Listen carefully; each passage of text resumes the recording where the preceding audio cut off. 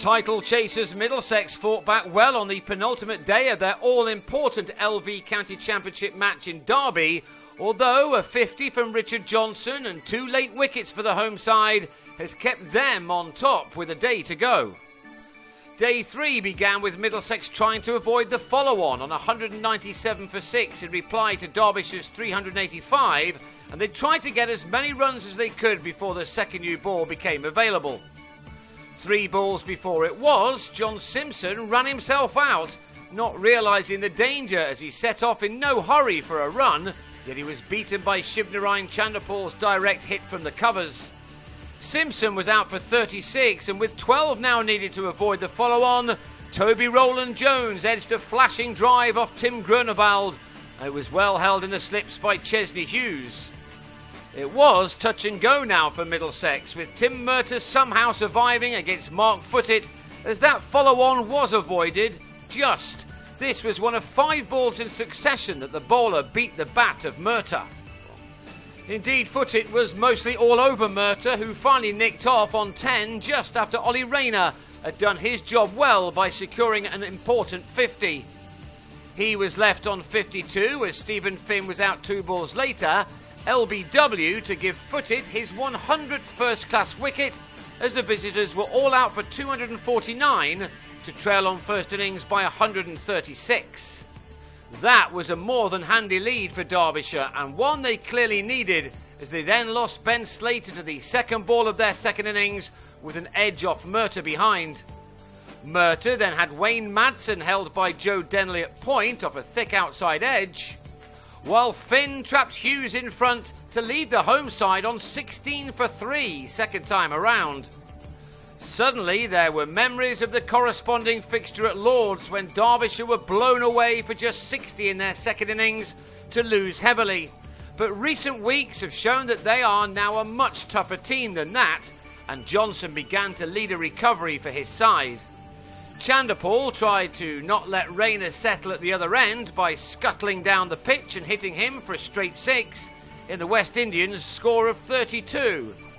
He was out after adding 52 with Johnson, Rowland-Jones with the wicket as Chandapal missed a whip to leg in front of his stumps. With such a good lead, every run was now doubly valuable for Derbyshire, and Johnson was playing his hand well before a rain shower took the players off in the afternoon. On their return to the middle, Johnson went to his 50 in partnership with Alex Hughes, and the two carefully added what could turn out yet to be a crucial 48 runs for the 5th wicket, which advanced their side's lead beyond 250. All was starting to look good for Derbyshire to record their second successive win. But having got to 116 for 4, their last 6 wickets fell for 44 runs, after Hughes turned Gareth Berg to Denley after making an important 24. Tom Poynton added 9, but then became the first of Rayner's 5 wickets on what was a very good day for him. He was happy to see Poynton rather throw it away by finding Rowland-Jones in the deep. Then the former Sussex man had Johnson taken at short leg by Sam Robson for an excellent 59. Peter Burgoyne came and went quickly, falling leg before to Rayner, who was by now on a roll, with that ball turning sharply after the batsman had failed to produce a shot.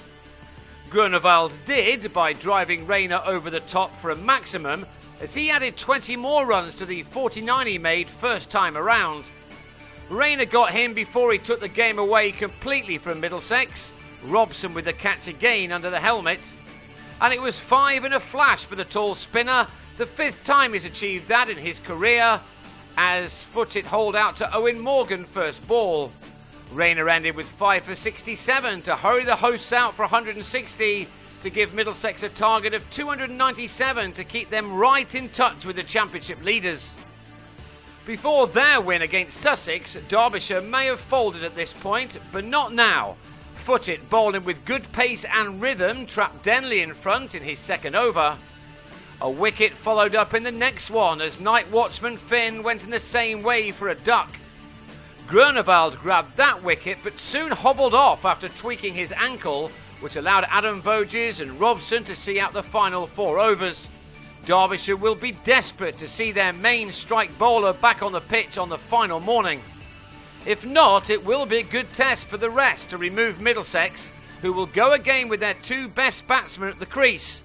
They'll resume on 25 for 2, which still leaves them plenty to do to stop Derbyshire from possibly moving out of the relegation zone for the first time this season. Middlesex enter the last day with 272 runs still wanted.